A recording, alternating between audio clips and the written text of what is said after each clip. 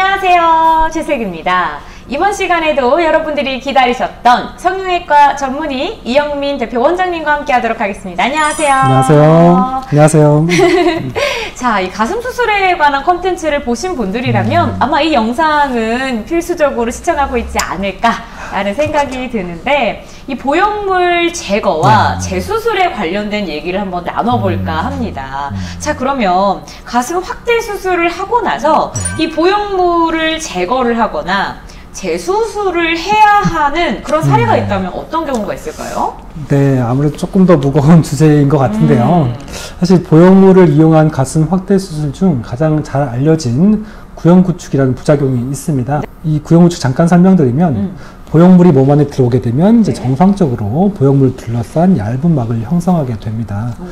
근데 그 막이 점점 두꺼워져서 통증을 유발하든지 아니면 심하게는 보형물 위치를 변화시키는 이제 그런 부작용이 발생할 수가 있습니다. 그걸 바로 구형구축이라고 하는데요.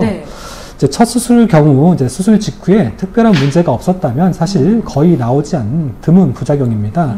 하지만 주의사항을 또 잘 지킨다면 뭐 너무 걱정하지 않으셔도 될 것 같습니다.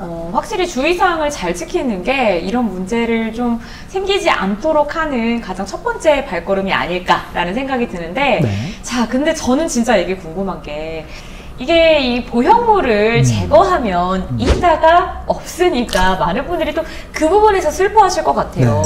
재수술이 가능한 사례와 불가능한 사례가 궁금합니다.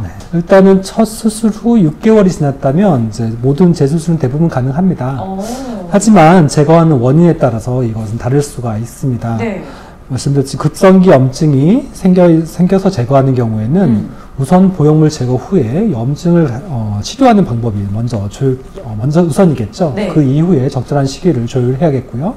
또 두 번째로 보형물 주변에 물이 차는 이런 부작용이 있을 수가 있는데요. 이제 이런 경우는 몇 가지 감별 진단을 받아야 할 질환들이 있을 수가 있기 때문에 보형물 제거 후에 특별한 문제가 없는지 확인한 후에 재수술을 받을 수가 있습니다. 이게 그냥 띡 제거하면 되는 줄 알았는데 아니군요. 아니, 그러면 정말 딱 들어보니까 알 것 같아요. 보형물 제거가 굉장히 간단하다고만 알고 있었는데 실제로는 굉장히 어려울 것 같거든요. 어떤 사례가 있을까요? 일단은 특별한 문제가 없는 경우에는 사실 어렵지는 않습니다. 바로 제거할 수도 있는데, 사실 어떤 경우에는 어떤 좀 큰 수술이 될 수 있는데요. 처음 말씀드렸듯이 구형구축이란 부작용, 이때는 피막이 두꺼워져 있기 때문에 일단 피막 제거를 해야 될지를 우선 충분히 고려를 해야겠습니다. 필요가 있는 경우는 피막을 제거하는 수술이 굉장히 좀 시간이 오래 걸리고 어려운 수술이 될 수가 있습니다. 또한 이제 보통 압박을 받아서 보형물이 파열된 경우, 이제 이런 경우는 사실 피막이라는 아까 막이 있다고 말씀드렸죠.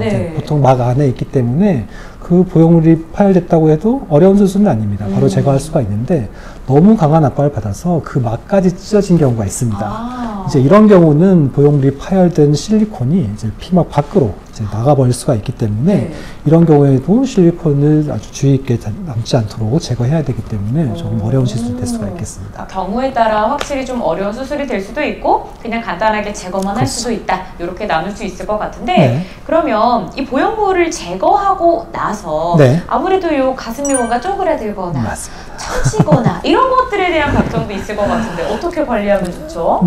보통 이제 수술이 1년이 지나게 되면은 이제 보형물이 충분히 자리를 잡고 있기 때문에 그에 맞게 또 피부와 유선 조직, 다른 조직들도 같이 늘어나 있게 됩니다. 여기서 보형물을 제거하게 되면 그것을 받치고 있던 볼륨이 사라지는 거기 때문에 마치 바람 빠진 풍선처럼 이렇게 아무래도 처진 느낌이 좀 들 수가 있겠죠. 이런 현상은 이제 연령이 높으신 분일수록, 아니 피부 탄력이 조금 더해진 분일수록 더 나타날 수가 있겠는데요. 이제 모든 사람이 이제 필요한 건 아니지만 어떤 기준 이상으로 처져 있게 된다면 아무래도 가슴 거상술을 통해서 이것을 해결할 수는 있습니다. 아니, 그러면 이 보형물을 아무래도 어쨌든 몸 안에 넣는 건데 이 보형물에 뭔가 교체 주기도 있을 것만 같고 뭔가 주기적으로 내가 바꿔줘야만 할 것 같고 이런 궁금증이 들거든요.